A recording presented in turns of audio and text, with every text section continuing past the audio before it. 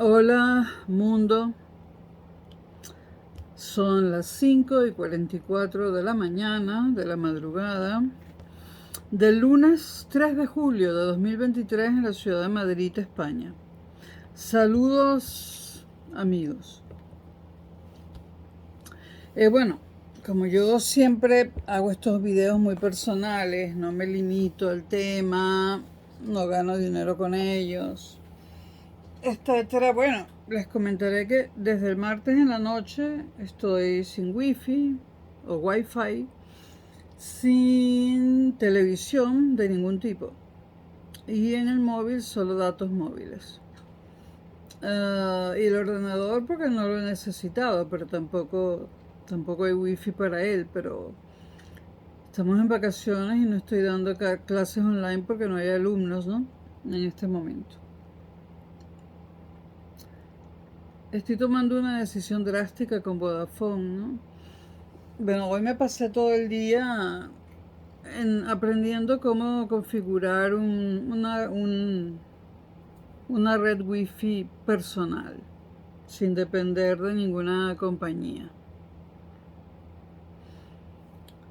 Estoy agotada. Todo eso que hice con los datos móviles del móvil, de los dos móviles que tengo de contrato, que pronto ya no tendré ninguno de los dos. Porque le voy a decir a Vodafone bye bye. Y bueno, solamente les digo una cosa. El martes en la noche me dijeron que venían el miércoles. El miércoles esperé todo el día a los técnicos, me llamaban desde Vodafone que ya venían y así hasta hoy domingo, bueno, ya estamos el lunes. Los técnicos todos son latinoamericanos. Los hay venezolanos, colombianos, ecuatorianos. Los peores son los venezolanos. Cuando saben que la clienta es latina y vive en un barrio que no es rico, ni llaman, se aparecen cuando les da la gana, pero a mi Vodafone también me cobra lo que le da la gana. Y yo no tengo el servicio de Vodafone. Si Vodafone quiere ahorrar contratando latinos que se comportan como en Latinoamérica, que dejan a los clientes plantados, que hacen lo que les da la gana, pues Vodafone tiene un problema. Y yo, que soy una super cliente de Vodafone, tengo 13 años con Vodafone o 14, con todo lo que Vodafone ofrece, televisión por cable, todas las plataformas, dos móviles con contrato, datos y llamadas ilimitadas, un móvil prepago, fijo, wifi, etcétera, ADSL, todo.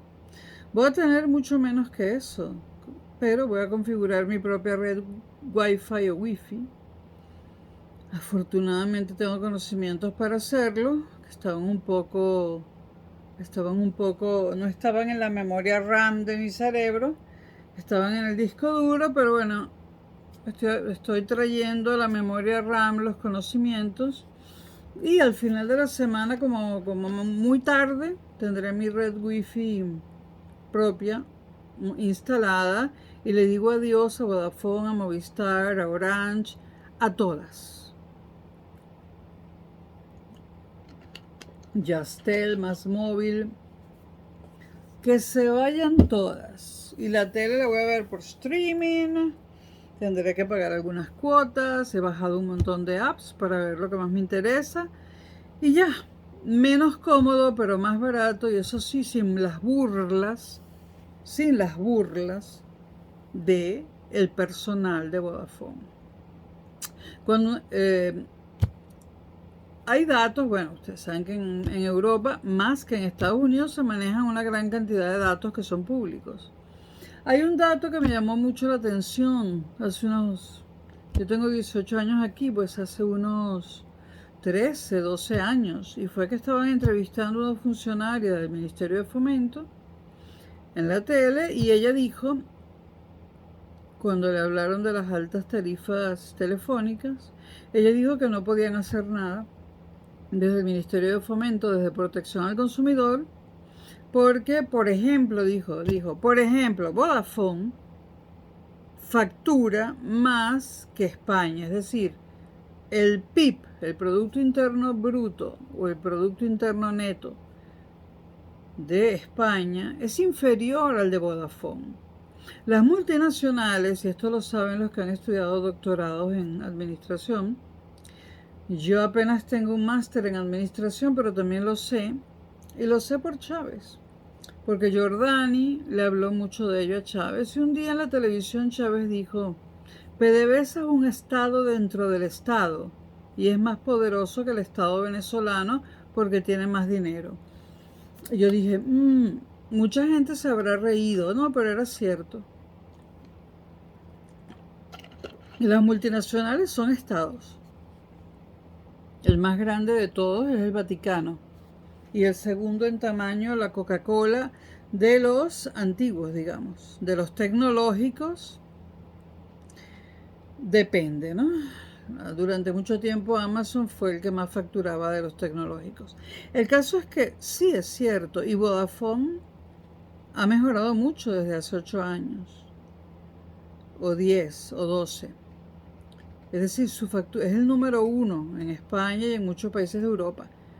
Vodafone factura más que lo que España ingresa o que el dato anual del Producto Interno Neto o Interno Bruto, bueno, las ganancias totales son las netas, pero bueno, que el Producto Interno Español. Es decir, que el Estado, Vodafone, es más poderoso que el Estado España. Eso hace que protección al consumidor se vea totalmente indefensa para combatir las prácticas comerciales atroces de Vodafone con unos precios atroces. Además, España es un estado democrático, las multinacionales no, las multinacionales son estados totalitarios. Vodafone es un estado totalitario, eso junto con el hecho de facturar más que España, lo hace un estado todavía más poderoso.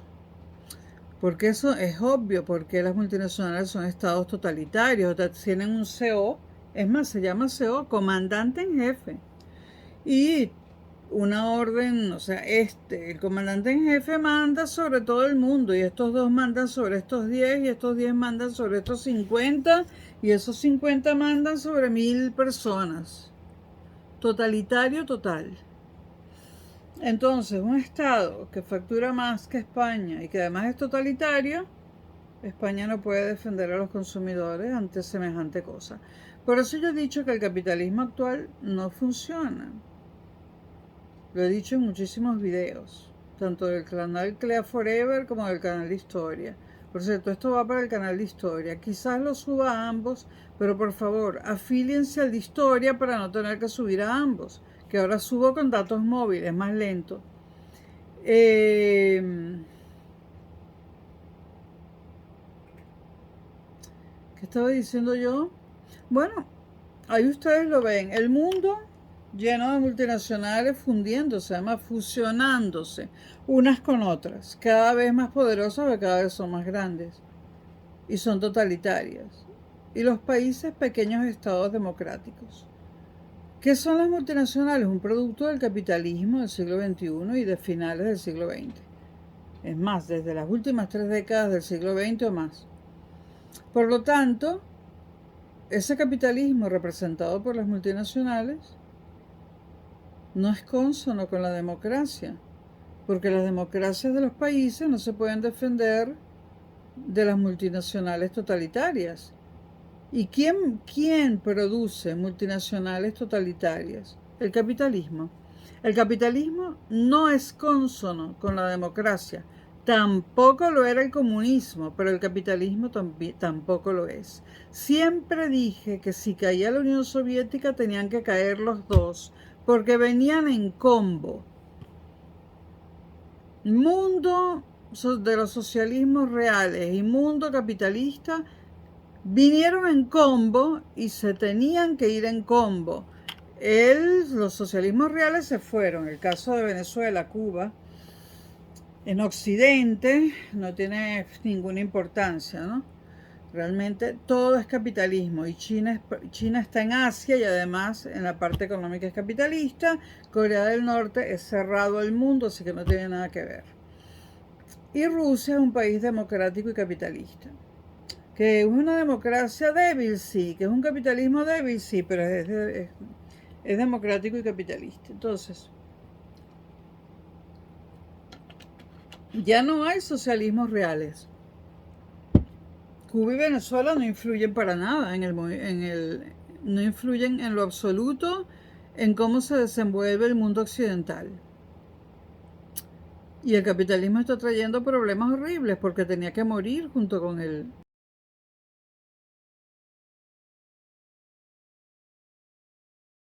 Ese refrán que dijo un presidente norteamericano que todos los sistemas políticos son malos, pero entre todos los malos el menos malo es la democracia, así que me quedo con ella. No, señores, inventemos otro.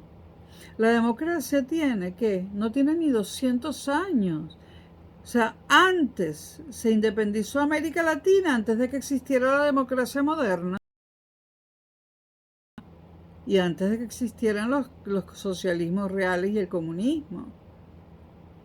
¿Y cómo convivieron los seres humanos durante milenios? Pues sin comunismo y sin capitalismo. Así que vayamos pensando en un sistema más humano, porque este de humano no tiene nada. Bueno, esto va a ser una serie de videos sobre un libro de un escritor, como diríamos en Venezuela, bueno, de un escritor español llamado, perdón, es que tomo agua y me dan gases, de un escritor español llamado Francisco Veiga, con V o con B corta, Francisco Veiga. Francisco Veiga aparentemente, por lo que me han dicho, es un escritor al que en España lo tienen negreado, en Venezuela entendemos eso, marginado, digamos, porque piensa diferente, opina diferente y dice algunas verdades. Me compré 2 libros de él cuando lo descubrí. Me leí el primer capítulo y me decepcioné un poco el prefacio y el primer capítulo, pero igual lo voy a comentar, a lo mejor me ilusiono más a partir del capítulo 2 y creo que sí. Este libro se llama Ucrania 22, la guerra programada. Ucrania 22, la guerra programada. De Francisco Veiga, que es un catedrático de historia de la Universidad Autónoma de Barcelona. Nacido en Madrid y además de historiador, es periodista y ha sido corresponsal extranjero en la Europa del Este y hasta corresponsal de guerra. Y es novelista también, es escritor. Voy a leer una parte de atrás rápidamente. ¿Por qué Rusia invadió Ucrania en febrero de 2022? ¿Cuáles son las razones del conflicto? ¿Cuándo empezó realmente? Ucrania 22, guiño al título de la conocida novela de Joseph Heller, Trampa 22. Si quieren averiguar sobre esto, googlean. No puedo hacer videos tan largos. Nos narra de una manera profunda y esclarecedora la historia de la guerra de Ucrania. Para explicar el actual conflicto ucraniano, Francisco Veiga se remonta a sus orígenes en el periodo que va de 1986 a 1991, antes de la disolución de la Unión Soviética. Es decir, esto comienza cuando todavía existía la Unión Soviética. Pasa por las tensiones posteriores suscitadas por el negocio de la energía y la Revolución Naranja de 2004, que convirtió a Ucrania en una pieza clave de la nueva Guerra Fría. ¿Qué es la nueva Guerra Fría? La que surgió después de cuando se acabó la Guerra Fría. La que surge entre el 89 y el 91. Aborda los conflictos anteriores en el Cáucaso, conectados con las crisis ucranianas, prosigue por el papel que jugaron las crisis del Euromaidan y Crimea en los años 2014 y 2015, junto a la guerra latente que desde entonces se ha librado en el Donbass. Hay muchos videos en Clea Forever sobre el Donbass y la guerra de 2014-2015 que yo grabé hace meses, junto a la guerra latente, repito, que desde entonces se ha librado en el Donbass, para terminar profundizando en la invasión militar rusa de Ucrania, que empezó en el invierno de 2022 y que se ha convertido en una de las guerras calientes de la postguerra fría, esta vez en territorio europeo.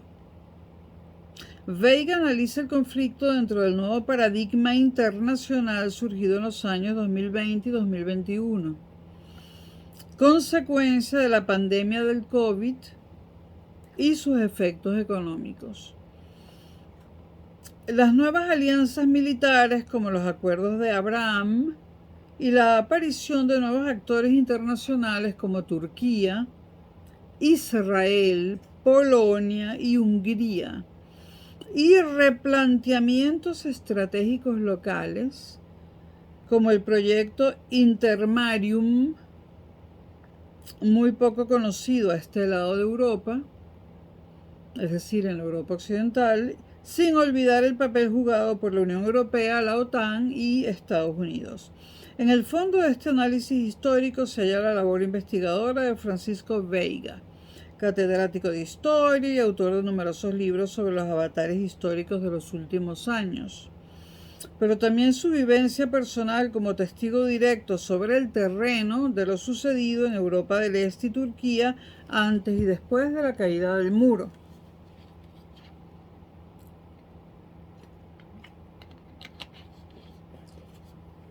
Bueno, ok, he anotado algunas cosas en los bordes del libro y tal, ¿no? En la introducción, voy a comentar algunas cosillas en la introducción, ¿no? Habla de él, de cuando fue freelance, periodista freelance, bueno. Dice que en este libro va a tratar la guerra de Ucrania, la del presente año. Este libro se publicó en junio del 2022. Pero ya saldrán más libros a partir de junio, se están saliendo y saliendo. Este libro, la guerra creo que está ya en febrero de 2022, este libro se imprimió en junio. Entonces él dice, en este libro se va a tratar la guerra de Ucrania, la del presente año y la que comenzó en 2014. Porque sin esa no se entiende la del presente año, ¿no?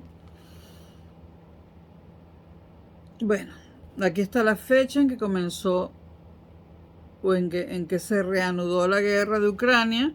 Fue el 24 de febrero de 2022, es decir, estamos en el 23, a finales del invierno del año pasado. 24 de febrero de 2022. Aquí hablan de Trampa 22, ese otro gran libro. Bueno, después dice, a lo largo de todos esos años, habla de años anteriores, se vio cómo la tragedia ucraniana se iba gestando. Sí, yo lo pude notar antes de la guerra, que iba a pasar. Tiempo antes de que llegue Putin al poder, inclusive. Esto es lo que no quiere que se sepa, ¿no? Nadie quiere que se sepa que esta guerra es anterior a Putin.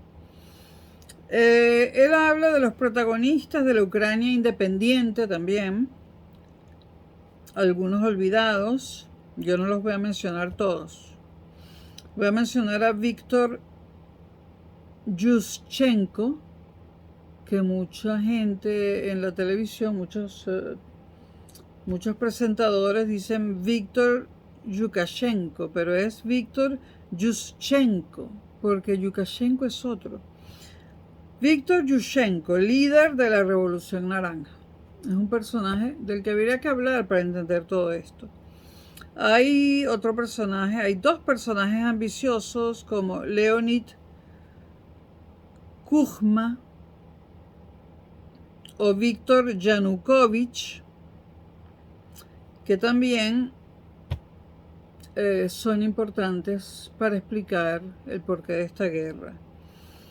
También los oligarcas ucranianos, llamados la tercera fuerza, que son tan poderosos y astutos como los oligarcas rusos a veces. Bueno, solo comento eso del prefacio porque si no... Francisco Veiga comienza el primer capítulo con un título llamado La Guerra de los Mundos, que nos recuerda a todos una película muy mala, ¿no? De Hollywood.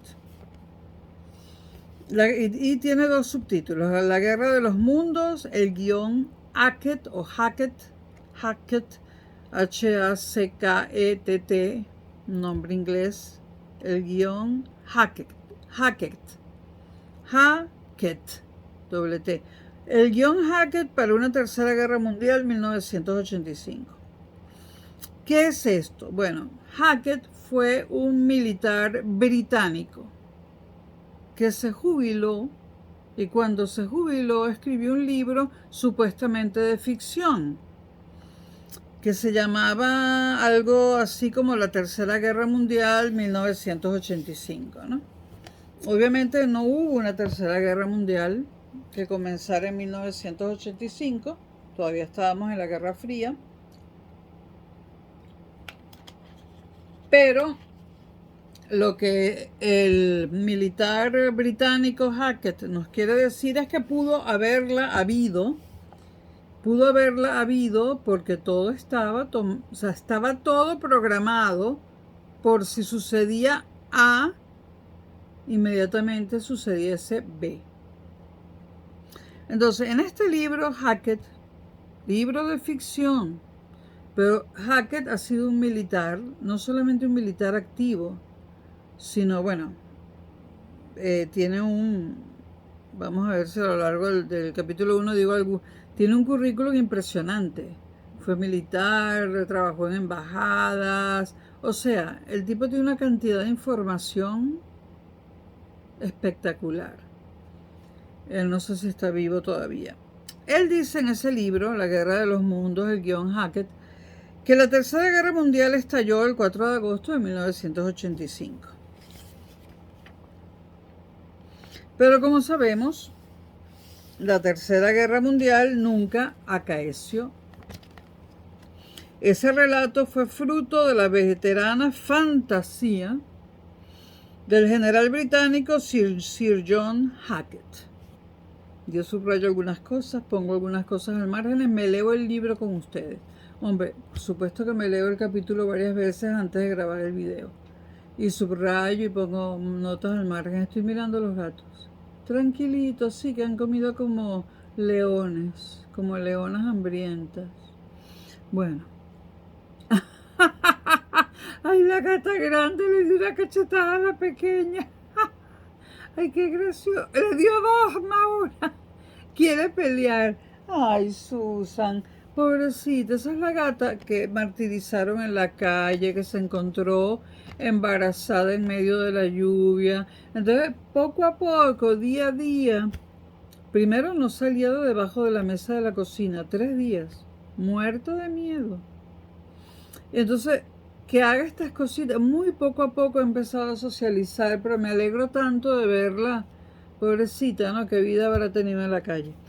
Bueno, la guerra mundial, la tercera guerra mundial, repito, nunca acaeció. Este relato fue fruto de la veterana fantasía del general británico Sir John Hackett. El libro se tituló La Tercera Guerra Mundial, el libro de Hackett, y se publicó en 2 versiones, la primera en 1979 y la segunda, que tuvo mucho más éxito comercial, en 1982. Y llevaba como subtítulo el añadido La historia no relatada. Por eso Ucrania 22 de Veiga lleva el subtítulo de La guerra programada. El de Hackett era La historia no relatada. Me tengo que saltar un montón de cosas porque si no el video sería enorme, pero es muy interesante, ¿no? Solo quiero que tengan en cuenta que Hackett tiene una experiencia bárbara. Vamos a ver si les doy alguna pincelada de quién es Hackett. Bueno, Hackett fue un veterano de la Segunda Guerra Mundial, un héroe. Fue el impulsor de unidades especiales británicas como la Special Air Service, el Long Range Desert Group y otros grupos. Organizó y comandó la 4ª Brigada Paracaidista que saltó sobre Arnhem en Holanda en 1944. Y fue un legendario desastre, glorificado por la historia militar británica, o sea, no importa que haya sido un desastre, donde el mismo Hackett fue herido de gravedad. Y tras reponerse logró escapar con ayuda de la resistencia local. El biógrafo de Hackett, llamado, que debe ser interesante la biografía de Hackett, el biógrafo de Hackett llamado Roy Fulick definió la vida de Hackett como en persecución de la exactitud. Bueno, cuando termina la Segunda Guerra Mundial, Hackett, el militar, ya convertido en Sir John Chas Hackett, mandó durante un tiempo la Transjordan Frontier Force en Palestina. Y luego siguió subiendo en el ejército británico y más allá.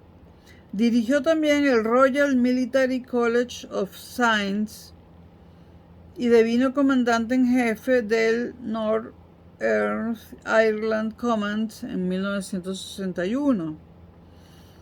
Y 2 años más tarde fue nombrado ministro de Defensa del Reino Unido.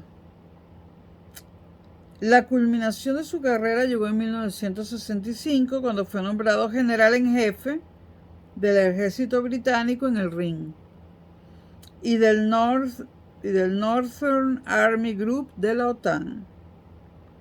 Por lo tanto, la experiencia de este hombre y los conocimientos específicos y secretos que sabe o que supo son inmensos, ¿no?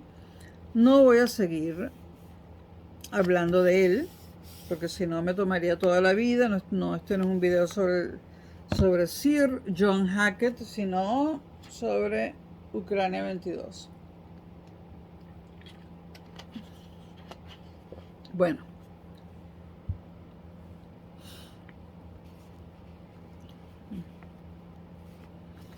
Después de hablar mucho de lo que la OTAN hacía, después de que Hackett en ese libro habla mucho de lo que la OTAN hacía y dejaba de hacer, etcétera, etcétera, él dice, esto es ficción, pero una ficción basada en algo que pudo haber ocurrido.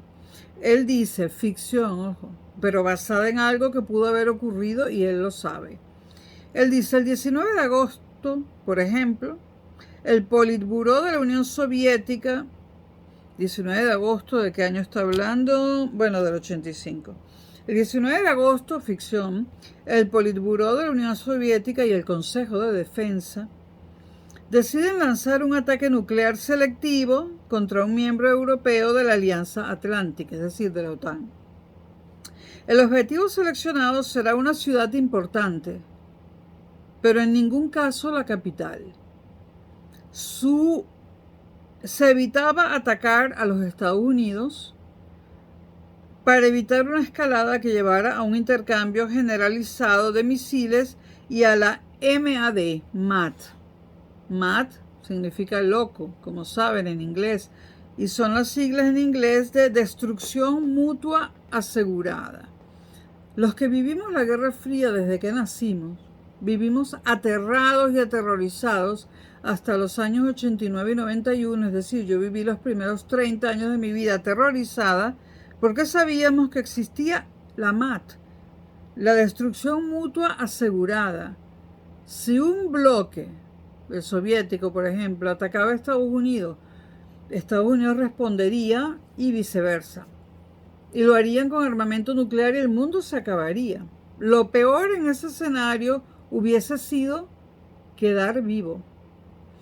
Incluso había una película que se llamaba Al día siguiente, es decir, ¿qué quedaba al día siguiente después de un intercambio nuclear, no? Yo nunca la quise ver.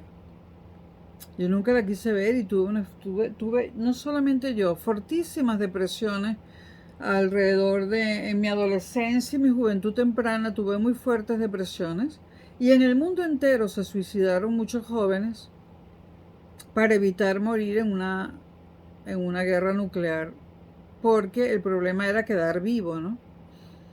De eso se habla poco, pero hubo una alta tasa de suicidios de gente joven, ¿no? Hasta yo me lo planteé.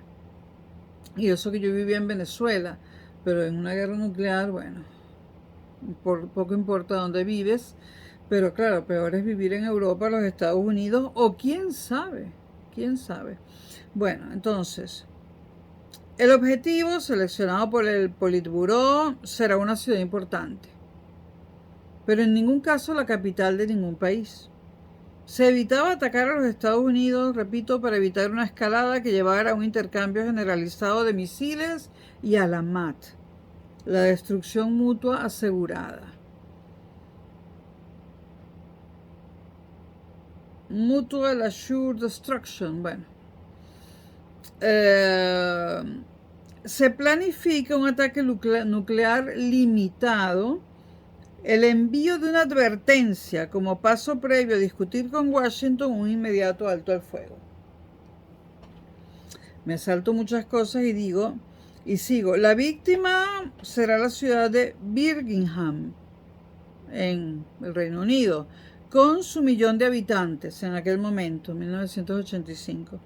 A priori, la ciudad cuna de la revolución industrial no parece un objetivo muy acorde con la ética de una potencia comunista. Pero la ética en estos casos, ¿no? Pero seguramente Hackett la escoge porque para su ficción, porque Broome, como se conoce Birmingham, la gente dice Broome, se refiere a Birmingham, porque Broome es la segunda ciudad más poblada del Reino Unido después de la capital en aquel momento. Posiblemente el autor también intentó subrayar de alguna forma que por entonces el Kremlin actuaba como una superpotencia, con unos objetivos estratégicos que excluían ya las consideraciones políticas, es decir, allí también se excluían las condiciones éticas, las consideraciones éticas. De esta forma, ficción, repito, el 20 de agosto de 1985, pueden comprar el libro de Hackett. A las 10:30 GMT, creo que eso es hora del meridiano de Greenwich, sí, Greenwich, no sé qué más. A las 10:30 hora del meridiano de Greenwich, creo, los soviéticos frieron la ciudad de Birmingham en una gigantesca sartén nuclear, sin temblarles el pulso. 5 minutos después, el primer ministro británico y el presidente de los Estados Unidos tomaron la decisión de hacer lo mismo con una ciudad soviética. La escogida fue Minsk, capital de la por entonces República Socialista Soviética de Bielorrusia. ¿Qué quiere decir Hackett con esta ficción? Que esto estaba programado. Si la URSS atacaba una ciudad menor, por decirlo así, Estados Unidos atacaría otra ciudad menor, o mejor dicho, la OTAN, ¿no? Menor entre comillas, ¿no? Porque Minsk y Birmingham de menores tienen poco, ¿no? Ahora, recuerden que el ataque soviético en esta ficción fue a las 10:30, hora del meridiano de Greenwich. A las 13:50, menos de 4 horas antes, 4 misiles nucleares de entre 200 y 300 kilotones, 2 estadounidenses y 2 británicos, lanzados desde submarinos, pulverizaron Minsk. Aquí sí que el general Hackett entra en detalles. Lo hace para dar a entender al lector que la OTAN sí que tenía bien pensados sus objetivos de represalia estratégica. Es decir, la Guerra Fría no era una ficción. Porque yo recuerdo que en Venezuela la gente tonta me decía, ay, eso nunca va a pasar. No, la Guerra Fría no era una ficción. Era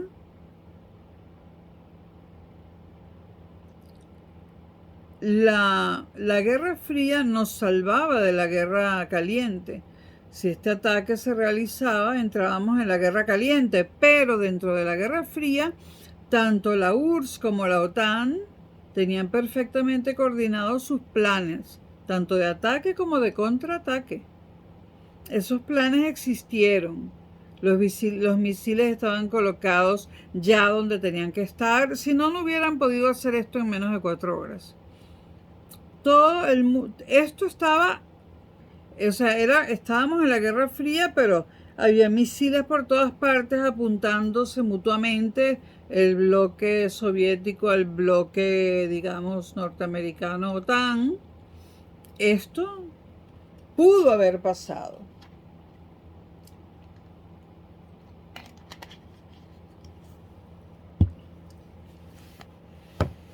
Bueno, voy a citar ahora una cita un poco larga de la novela de Hackett porque es muy interesante. Ucrania, situada inmediatamente al sur de Bielorrusia, la que acaba de ser atacada en la ciudad de Minsk, es mucho más grande e importante. Ocupa un área mayor que la de Francia y tiene una población de aproximadamente el mismo tamaño. Recuerden que este libro es ficción y es supuestamente del 85. Antes de la guerra producía más acero, Ucrania, que la República Federal de Alemania, con importantes factorías de armamento en Kiev y Kharkov. Kiev, Kharkov, les suenan, ¿verdad? De los últimos tiempos. Y esto fue escrito en el 85. Kiev fue la capital de la primera Rusia. Esto lo debería saber todo el mundo. O sea, Ucrania como país existe desde hace muy poco tiempo. Kiev era la capital de Rusia, antes de la invasión tártara y antes del surgimiento de Moscú. Pero Ucrania nunca había sido un estado independiente. Fue un campo de batalla entre polacos y rusos, también entre turcos y suecos, antes de que Rusia lo absorbiera finalmente en 1654, siglo XVII. Sin embargo, los recuerdos de la grandeza anterior y la idea de la independencia de Ucrania nunca habían muerto por completo. De hecho, habían sido revividos por la persecución estalinista y por la represión de un movimiento independentista fragmentario en 1966. Después de Minsk, los ucranianos podían temer que Kiev o Kharkov fueran los siguientes en la lista de objetivos aliados. Había otra ansiedad de mayor alcance aún. La insurrección ahora estaba extendida en Polonia y recibía un apoyo activo y creciente de los aliados occidentales. Acuérdense que Polonia pertenecía al bando soviético, pero estaba en franca rebelión. Y es verdad que estaba el movimiento Solidaridad y estaba Lech Walesa, ¿no? Como hemos visto, esto ya estaba debilitando el esfuerzo militar soviético en Alemania. La destrucción de Minsk haría aún más difícil para la Unión Soviética controlar la situación de Polonia. Si Polonia escapaba de la hegemonía soviética, probablemente una de sus primeras ambiciones sería recuperar el territorio polaco perdido ante Bielorrusia y Ucrania. Ucrania haría bien en no perder mucho tiempo en reclamar su propia independencia y velar por sus propios intereses en lugar de aquellos de sus amos soviéticos. Aquí hago un inciso. Como ustedes ven, estas fronteras se han movido a lo largo de los milenios y los siglos, ¿no? Sigo citando a Hackett. Al norte de Bielorrusia, la breve independencia de los 3 estados bálticos, Letonia, Lituania, Estonia, también había sido aplastada por la Unión Soviética en la Segunda Guerra Mundial, pero nunca habían sido asimilados por completo y ahora probablemente serían los primeros candidatos para la libertad. Por lo tanto, Minsk demostró ser políticamente más importante en la muerte que en la vida. Su destrucción desencadenó la disolución de toda la zona fronteriza occidental de la Unión Soviética. Recuerden que esto es ficción, no solo mostrando la vulnerabilidad del poder soviético, sino liberando a través de las ondas de choque psicológicas de 4 misiles nucleares las pasiones nacionalistas que habían estado dormidas durante tanto tiempo. Esto lo escribe Hackett en 1982. Porque él lo escribe en el 82, pero él dice que la guerra va a estallar en el 85. Este libro tiene algunas contradicciones. Por eso es que, bueno, cuando lo leí de madrugada este primer capítulo y me dije, como que escogí mal, pero bueno, de todo se aprende. Ahora pienso que no, que es un buen libro, pero quizás su redacción me choca un poco. Bueno, ya no cito a Hackett. El efecto dominó, provocado por la destrucción de Minsk, comenta Veiga, suponía detonar el miedo de los ucranianos a que, con la desafección polaca y la revolución nacional, llegaran tarde en la defensa de sus fronteras como nuevo Estado independiente. Y el resultado fue la revuelta ucraniana, esto es ficción, favorecida por la infiltración en el KGB de un agente ucraniano de alto nivel, un carácter ficticio, ojo, un personaje ficticio, llamado Vasil Duglenko. Y vamos a citar otro párrafo grande, bueno, no lo voy a citar completo, pero parte del libro de Hackett. Obviamente estos videos es para gente a la que le interesa la historia reciente y la historia soviética, la confrontación del bloque soviético y el bloque occidental o de la OTAN, y por supuesto que le interese la geopolítica, lo que está pasando y la muy interesante historia de la Europa del Este, que es de lo más interesante que hay en el mundo. O sea, es mi interés primordial en historia, es apasionante. Bueno, cito a Hackett. Este desenlace particular no había estado en mente cuando el joven Vasil Duglenko, este es el supuesto espía ucraniano que se infiltra en la KGB. Repito, este desenlace particular no había estado en mente cuando el joven Vasil Duglenko fue infiltrado por nacionalistas ucranianos en el KGB. Él aseguró que el sistema soviético pudiera ser derrocado, o sea, su presencia en la KGB aseguraba que el sistema soviético pudiera ser derrocado desde dentro y sería seguido por el establecimiento de naciones separadas sobre las ruinas del Imperio Soviético.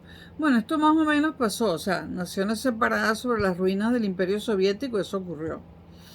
No de esta forma exactamente, pero ocurrió. Para citar mal el viejo epigrama, este epigrama mal citado, como dice Hackett, me gusta mucho.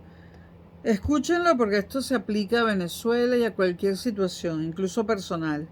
Si la traición prospera, no es traición, sino un cambio constitucional de régimen. Y la trama secreta se barre bajo la alfombra con la esperanza de que no sirva de modelo para el próximo intento de cambio. Pero se requerían 3 elementos principales para el éxito del trascendental golpe que derrocó al PQS. El PQS, así se conoce en Europa y así lo conocen los historiadores, el Partido Comunista de la Unión Soviética, que en realidad era el Partido Comunista ruso, el PQS. Entonces, esto es ficción. Se requerían 3 elementos para derrocar al PQS. La red ucraniana en el KGB, que tenía acceso al santuario interior del puesto de mando que se estaba utilizando en ese momento, al que el Politburó y el Consejo de Defensa habían transferido sus funciones del Kremlin. La desafección de algunos de los miembros del Politburó contra la decisión nuclear y la desintegración en las regiones occidentales e influyentes oficiales del alto mando soviético. Dejo de citar a Hackett y me salté en muchas partes. Los entresijos del derrumbe de la Unión Soviética en la ficción de Hackett no interesan demasiado, pero sí la constatación de que a comienzos de los años 80 del siglo pasado, un general británico de la OTAN, Hackett, explicó los argumentos centrales de la historia que iba a relatar en 2022, cuando dio comienzo la guerra de Ucrania.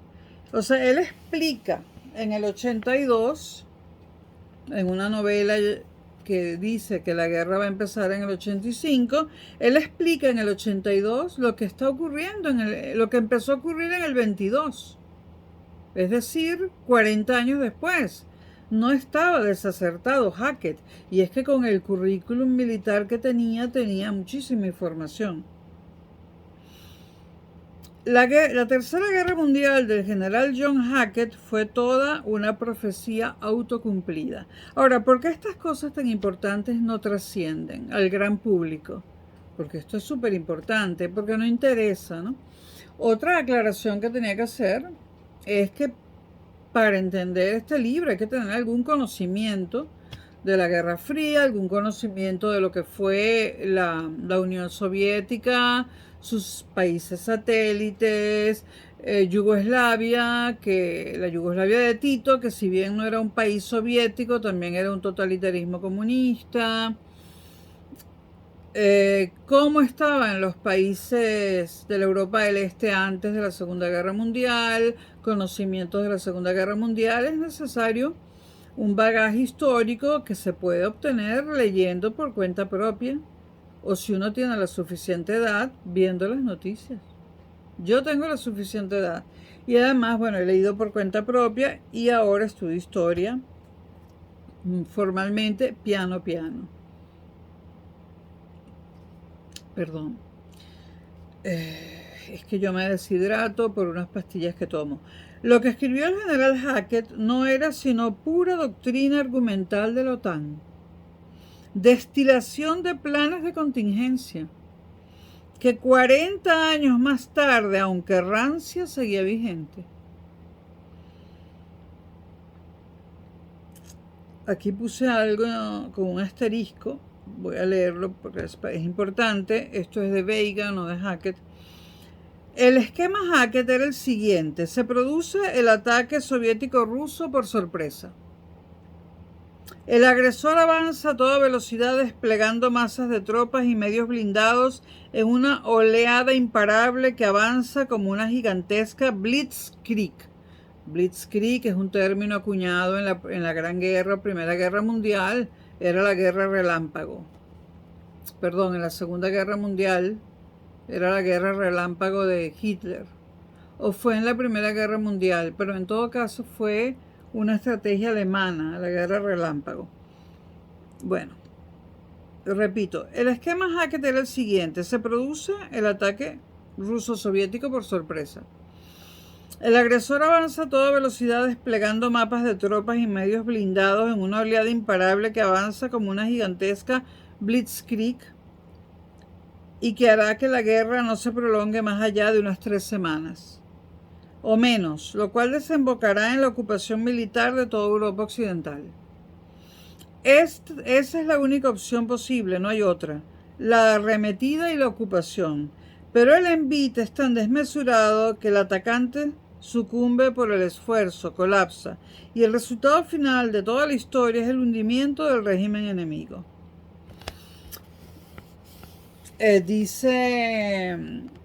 Dice Francisco Veiga, el autor de este libro, Ucrania 22, que es un final literario muy parecido al de la Guerra de los Mundos, la famosa Guerra de los Mundos, ya no la película, sino la Guerra de los Mundos de H.G. Wells.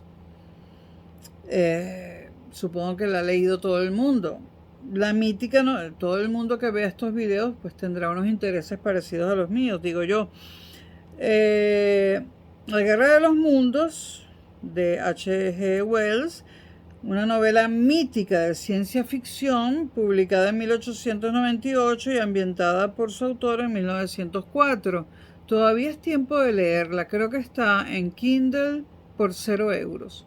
Si usted tiene un Kindle, la puede descargar de Amazon sin costo. Y si, o por unos céntimos. Yo la leí sobre los 20 años de edad, no la voy a volver a leer porque a esta edad uno sabe que le queda poco de vida, o por lo menos poco de vida inteligente, poco tiempo del cerebro funcionando. Entonces hay que dosificarlo bien. Y no es ninguna cosa terrible decir eso. Es lo que hay. Nacemos para morir y bueno. En esa novela los marcianos invaden la Tierra. Nada parecía oponérseles. Los trípodes blindados arrasan todo a su paso con los rayos calóricos.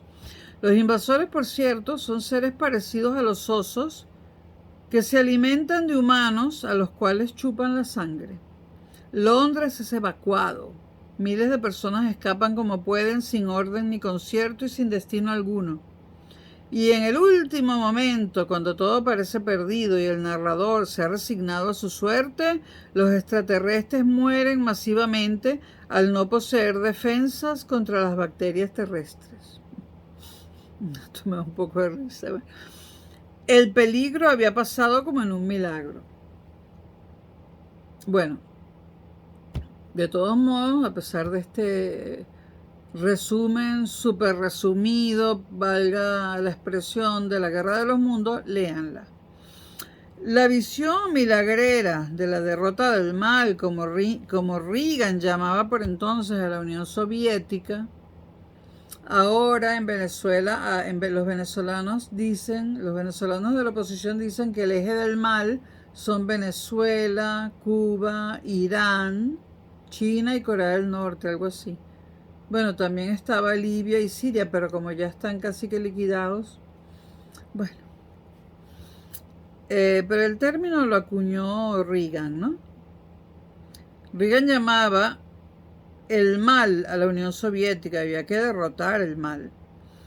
La visión de la derrota del mal vino reforzada por la sorprendente elección de un papa polaco en 1978, Karol Wojtyła, el peor papa de la historia para mí, el papa malo, el más malo de todos, con cara de bueno, como siempre he dicho. Ningún papa es bueno, pero este fue el peor. Lo cual a su vez había tenido un enorme peso moral en el respaldo de las protestas de los trabajadores polacos y el auge de solidaridad del Sindicato Nacional Católico y su líder Lech Walesa, que resultó ser el primer presidente de la Polonia libre. Si es que podemos hablar de una Polonia libre, porque la situación polaca muy democrática no es. Pero bueno. En una entrevista que el general Hackett dio al US News and World Report en octubre de 1980, en esa entrevista, paradójicamente, el general Hackett negó que existiera el riesgo de una tercera guerra mundial. Voy a leer parte de las preguntas y parte de las respuestas de esa entrevista. ¿Podría usted decir que está creciendo el peligro de una guerra mundial? Entrevista de 1980, y esto es real, esto no es ficción. Hackett dice, no lo creo. Desde mi punto de vista, una guerra mundial, si es que llega, ocurriría por inadvertencia o accidentalmente, y no por un gran propósito.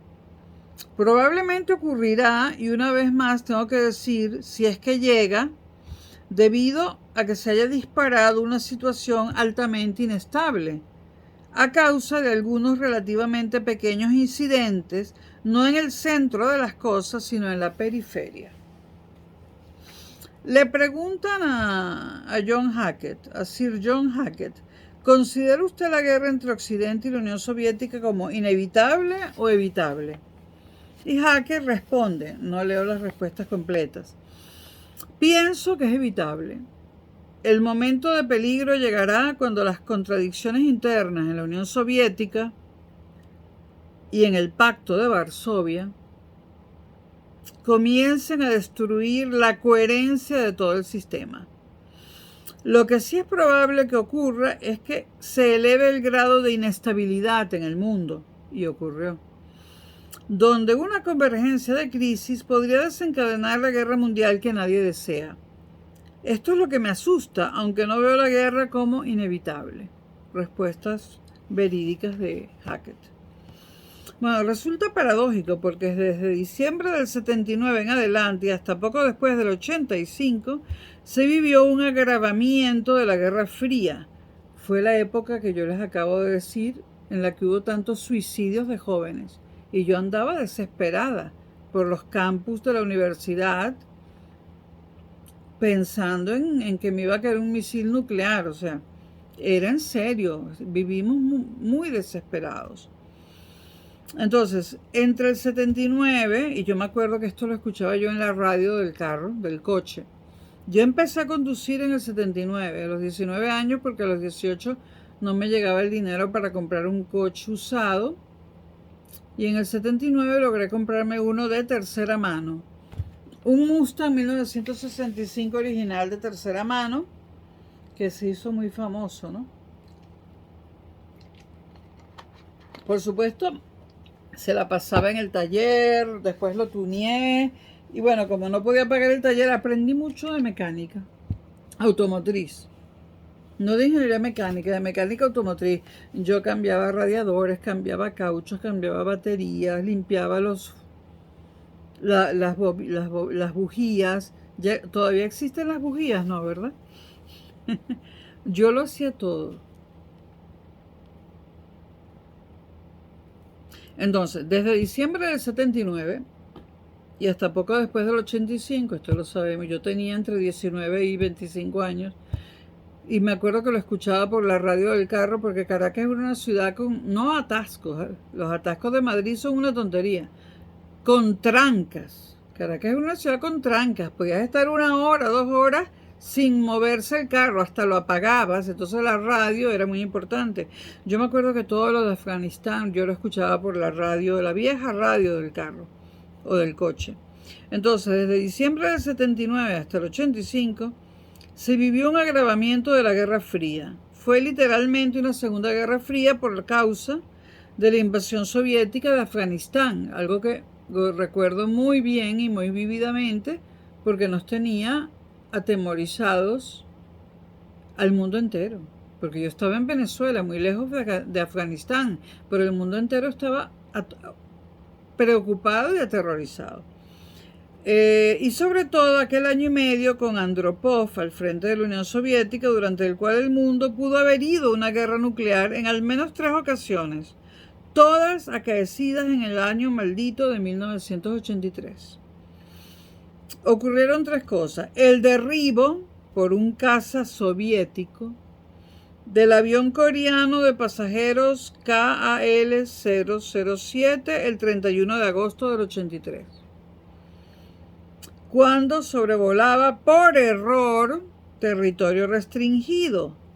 Menos mal que Corea del Norte aceptó que era un error, porque si no, guerra nuclear. El segundo problema que hubo en el 83 y casi nos lleva a una guerra nuclear. El teniente coronel Stanislav Petrov,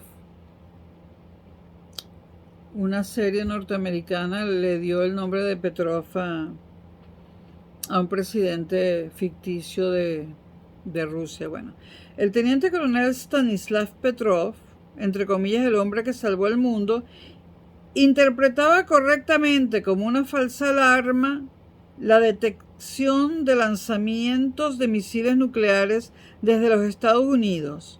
Y eso ocurrió el 26 de septiembre. O sea, el 26 de septiembre se detectaron en la Unión Soviética lanzamientos de misiles nucleares que venían de Estados Unidos. Afortunadamente, el teniente coronel Stanislav Petrov se dio cuenta que era una falsa alarma y no contraatacó, porque no venía ningún misil. Ahora, ¿quién tenía el poder informático en el año 83, en que la informática todavía no era lo que es hoy en día, para provocar esa falsa alarma? No lo sabemos.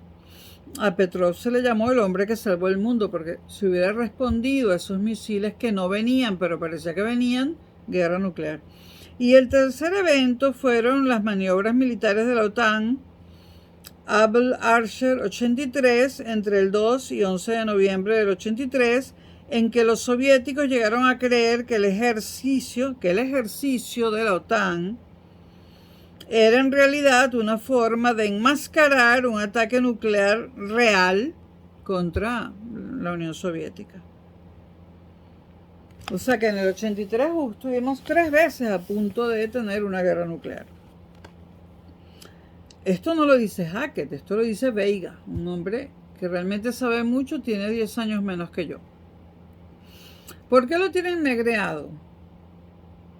Porque es que no quieren que sepamos esto. Vamos a pensar por qué no quieren que sepamos esto. Bueno, de milagro que puede publicar los libros, pero mira, este hombre le debe haber costado un mundo sacar tantos libros y además amenazas, críticas. Bueno, cuando tú dices la verdad, te sacan de la universidad, te dejan sin cátedra, te dejan sin empleo y si molestas mucho te puedes morir, ¿eh? Bueno, a mediados de los 80, bueno, ya lo dije. A mediados de los 80, el ambiente era de incertidumbre en Europa, atizada por la violencia verbal del presidente estadounidense Ronald Reagan contra el imperio del mal, como llamaba la Unión Soviética, y la aparente inestabilidad del régimen soviético, en el cual, tras la muerte de Leonid Brezhnev, los líderes solo parecían sobrevivir poco más de un año. Yuri Andropov estuvo 15 meses, es decir, 1 año y 3 meses en el poder, y Konstantin Chernenko apenas 13 meses en el poder, 1 año y 1 mes. Por fin llegó al Kremlin Mikhail Gorbachev el marzo de 1985. Y pareció dar un viraje milagroso a la apuesta del general Hackett en su novela. En su ficción era posible terminar con la Guerra Fría y de paso con la Unión Soviética, pero solo pagando el peaje traumático de una guerra. O sea, en la ficción, en la novela de ficción de Hackett, la Unión Soviética se desintegra, pero a costa de una guerra entre la Unión Soviética y Occidente. En la vida real no sucedió así y no lo podíamos ni creer que no hubiese habido guerra.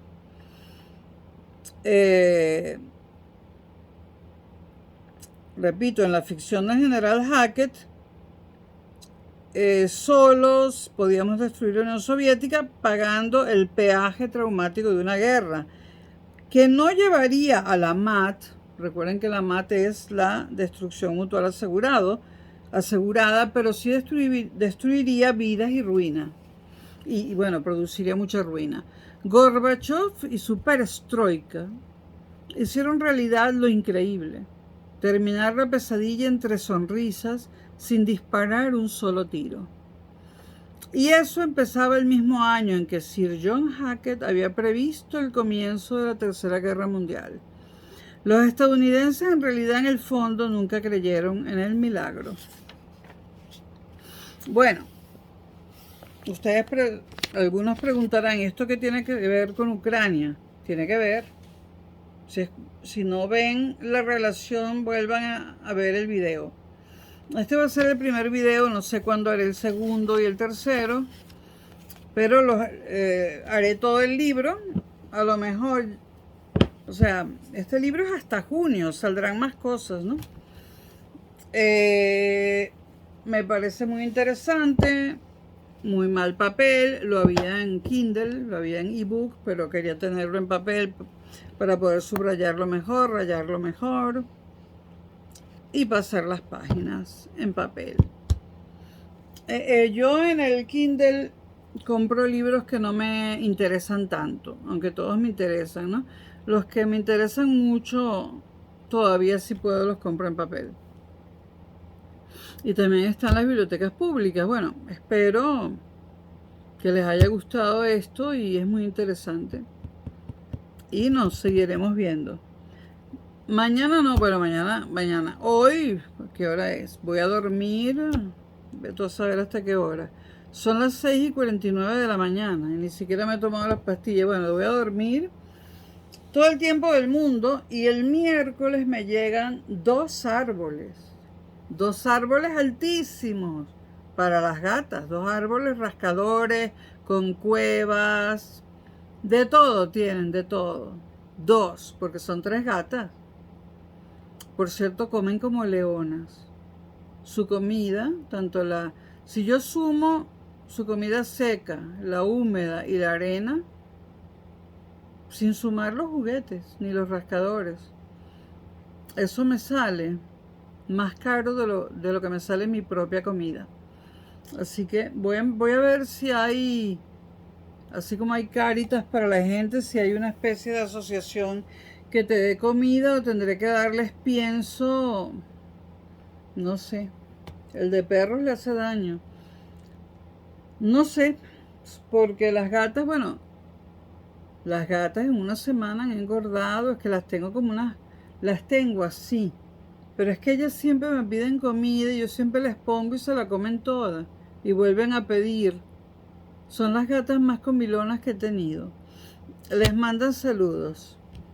Hasta pronto y no sé cuánto tiempo tomará en subirse este video porque se hará a través de datos móviles. Bueno, señores, nos seguimos viendo. Hasta luego.